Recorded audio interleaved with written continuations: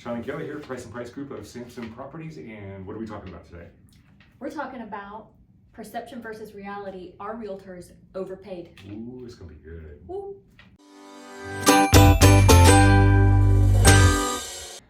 So right out of the gate, Yes. Sean said, let's talk about the big elephant in the room. Yeah, because what does everybody think that a realtor is? Nothing but a door opener. Yeah, what even is that? Like you know what, that would be like an Uber driver that just like has a license with keys and everything. Yeah, it's just kind of like that. So they go on Zillow, they see a property, they have to call somebody to open the door for them. They click a button and then there's the door opener. Yeah, okay, that makes sense. I'd like pay like $15 for that. You'd per pay door open. I'd pay, if it was a house I really, really wanted, I might pay $25 for someone to open the door for me. Interesting. Okay.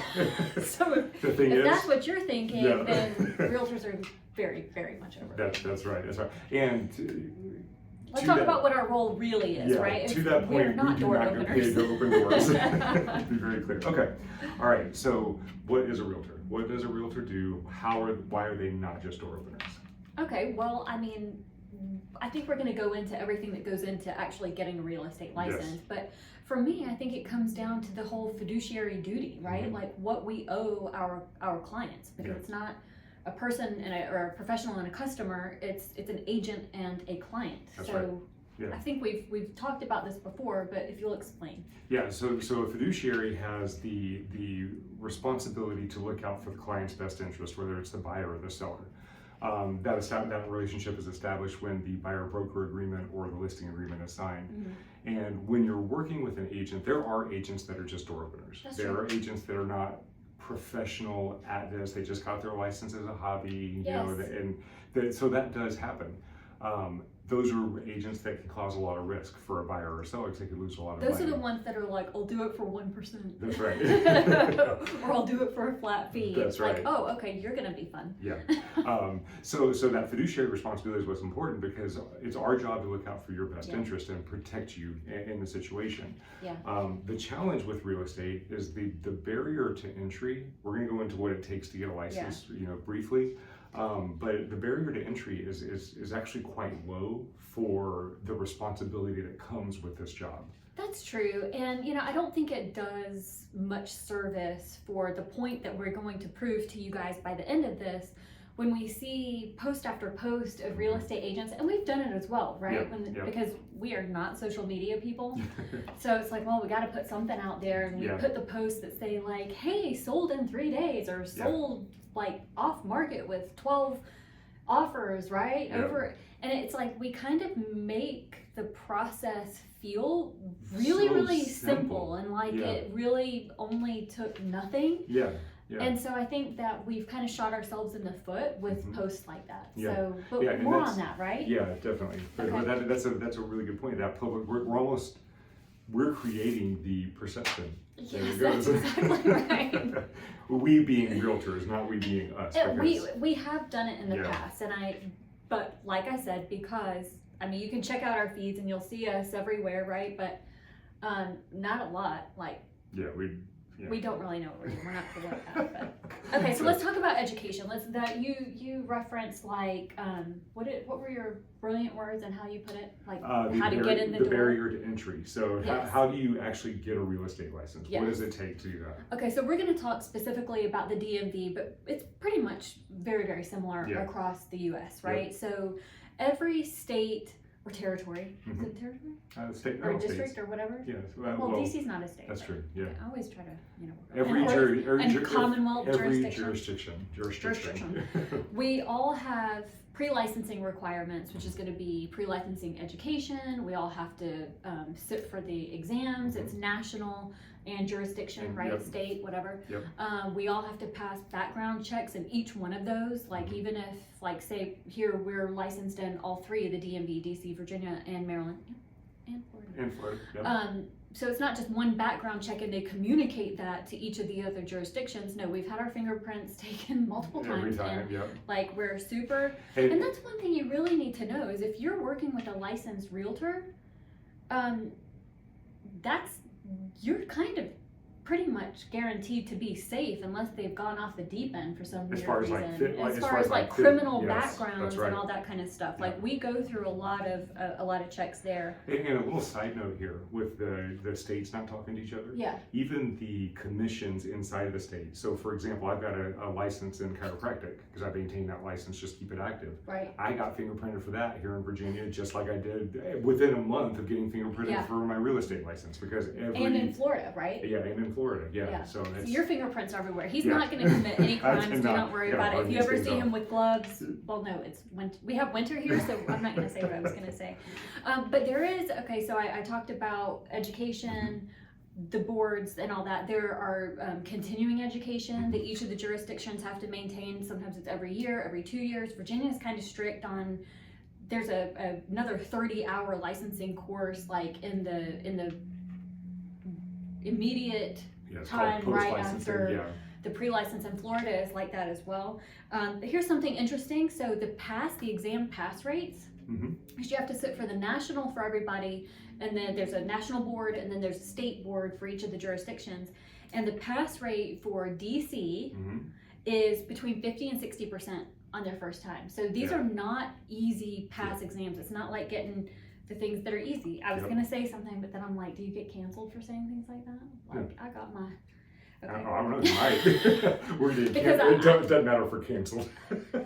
Well, that's true. I lost 2. Okay. Maryland, it's a 60 to 65% pass rate the first time. Virginia, 60 to 70%, which I could see that. But here's a fun fact. The Florida real estate exam is the second most difficult exam to pass in the country. Only, I think California is more difficult, right? And guess who passed it on their first try? Double fun fact. I passed it on my first try. She's passed it on her first try twice.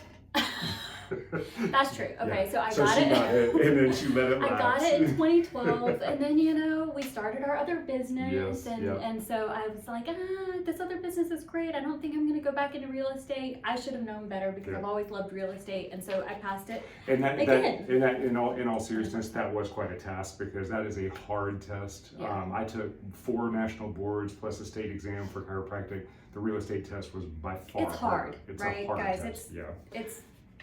It's not easy. It's not easy. But it looks easy when you see.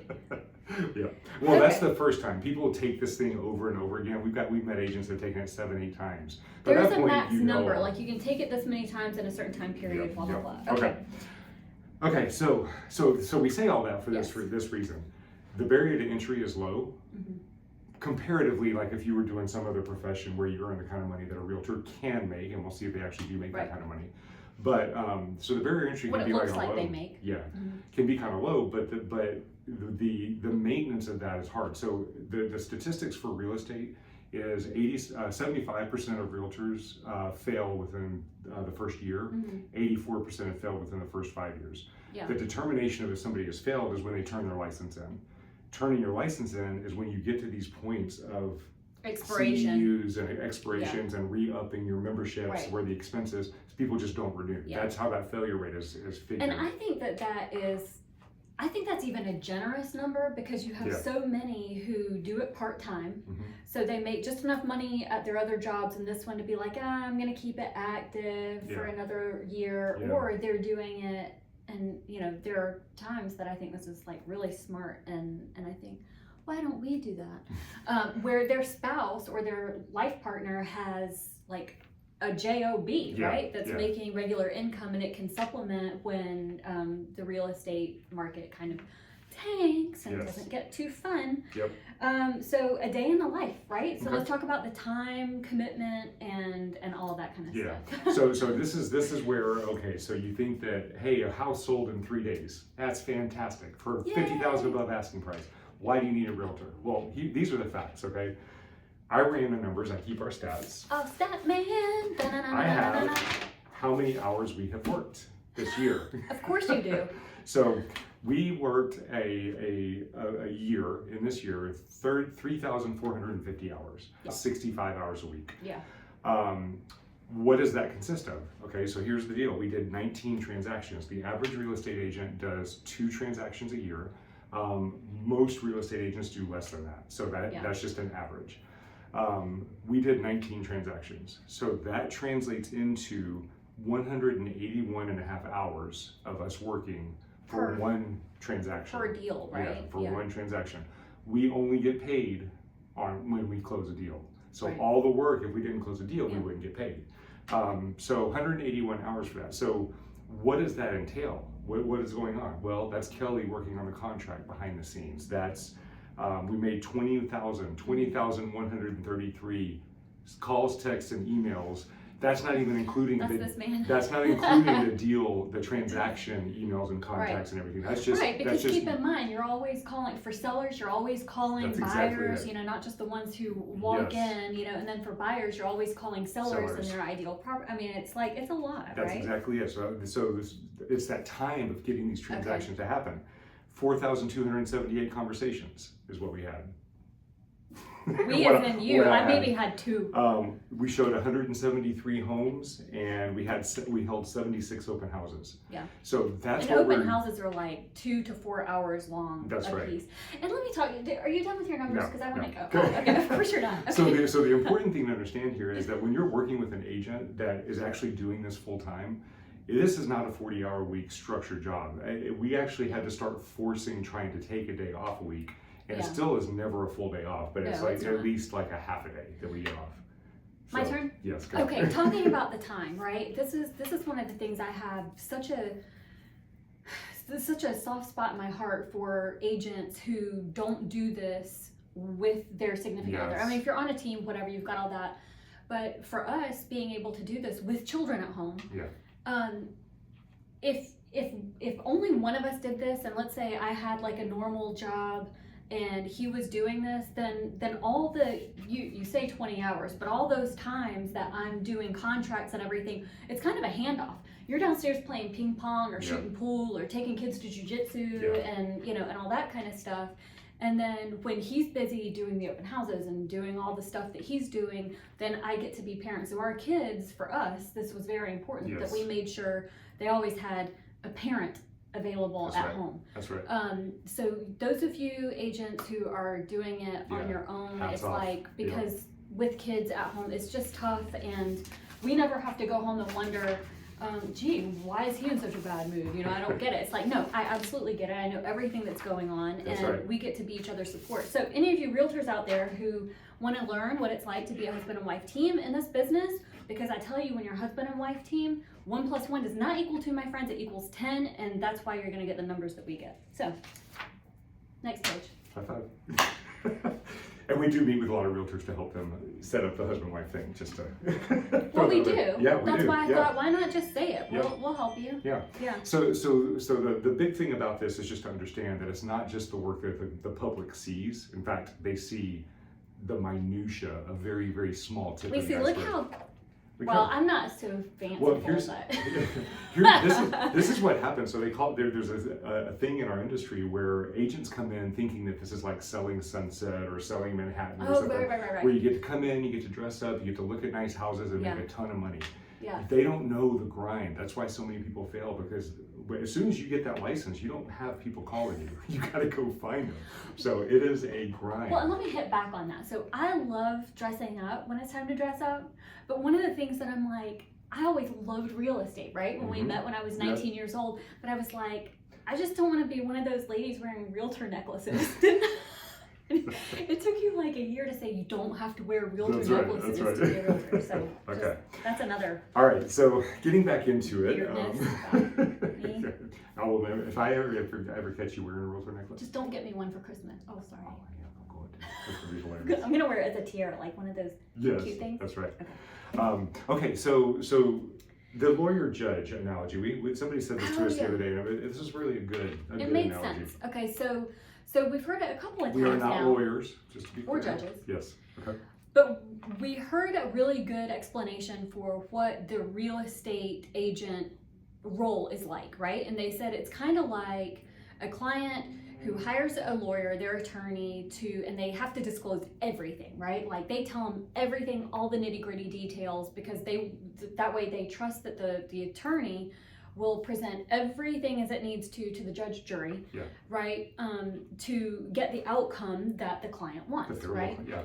And so that's what, in a big way, the real estate agent, especially when we're working with a lender as well, is it's like, we're kind of the attorneys. You have to disclose everything to us because we know how to present your situation in the very best light while maintaining all the rules and guidelines and ethics and laws so that you don't get in trouble, to present exactly what we can present to make you look the best, to get you the house you want or the investment property, whatever it is that you want. That's on the buy side. And on the sell side, to present your property, your product to the public in the way that's going to attract most people. Yes, because there are a whole lot of ethical things that can get in the way of that too. And I mean, all you have to do is look at like the FSBOs, the for sale by owners, and it's like, oh my God, they cannot say that.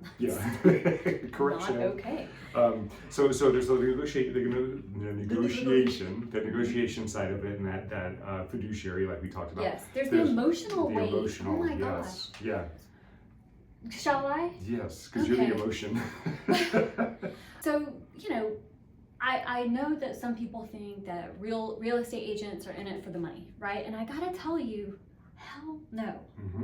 Because buying a home isn't always, and those of you who are in this situation that I'm about to talk about, you know, it's not always a great thing. It's not always, oh, we want to buy our perfect starter home, or we're adding to our family, we need the bigger home to move up. Some people, it's not a good situation, right? It could be a divorce, it could be a death, a loss of a job, it could be these emotional, really bad times. Sometimes it's, you know, the elderly people are, you know, their kids want them to sell because they've got to go into a different living situation that they don't want to go into. I've got a great actual example. There was a house, a seller that we were talking to try to help them with their situation because they were about to lose their house.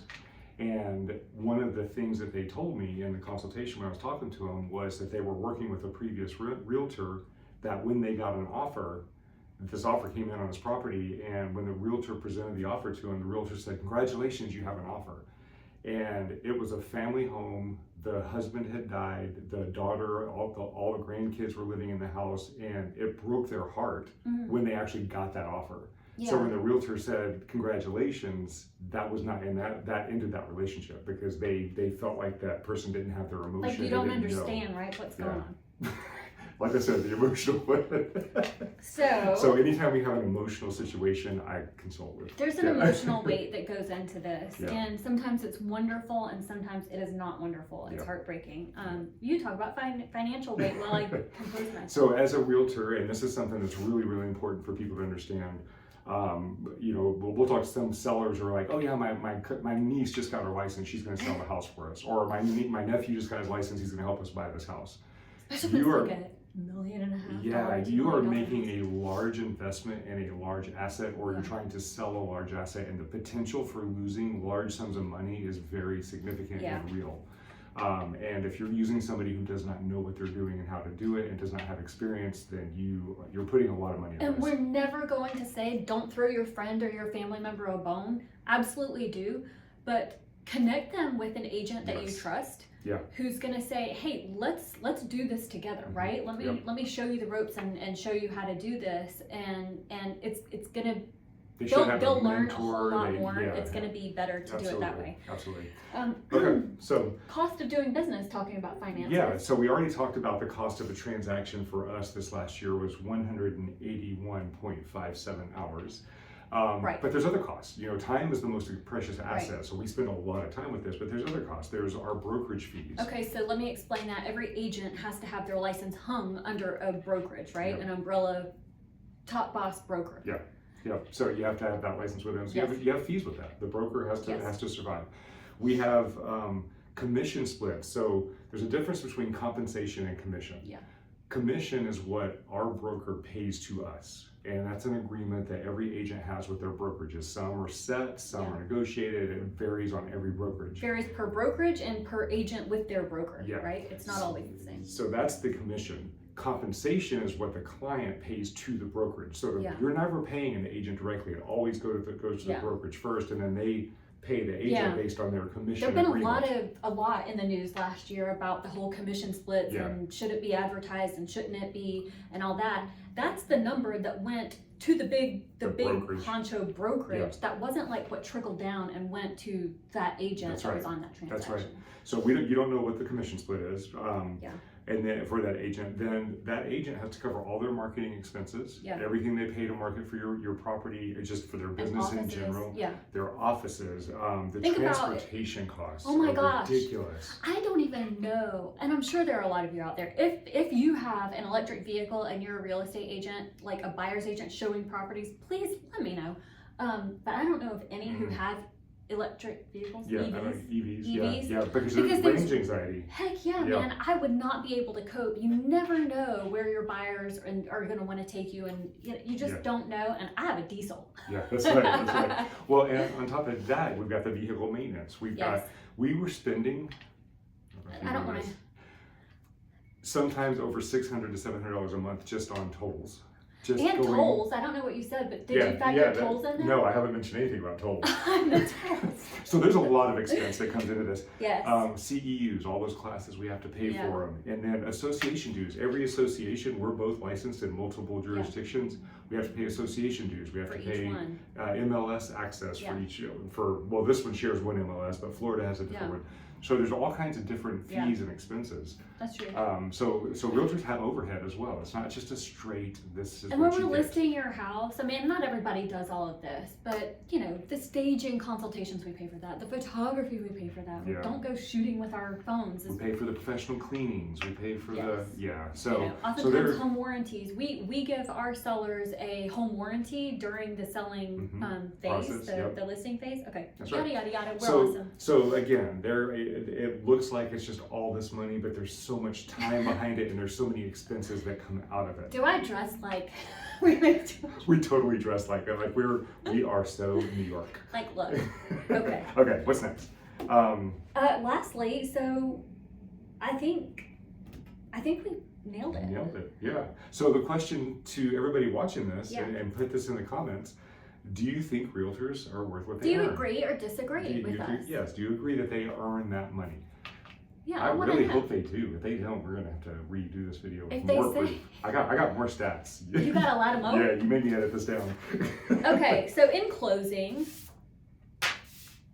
our mission Yes. is to help you make whatever your real estate dreams are come true. So That's if right. you know of anyone who needs to buy, sell, or invest in real estate, get in touch with us. Yeah. Sean and Kelly Price, where dreams find a home at 703-424-5873. You can find us on YouTube. I think it's the Price and Price group on the YouTube You channel. can find us on all the socials. Just don't expect us to be like Yeah, we're not gonna be all. doing things that are like fun. Okay, But let you'll me see just that say you'll see too, that we're real. we have 4 kids and they're all amazing and all so very different and like the most glorious thing in my life, and none of them will let their pictures be taken Yeah. or let any videos. So I see all these other people with all their kids and their kids are Yep. so and I'm like, they don't play right. They don't do that.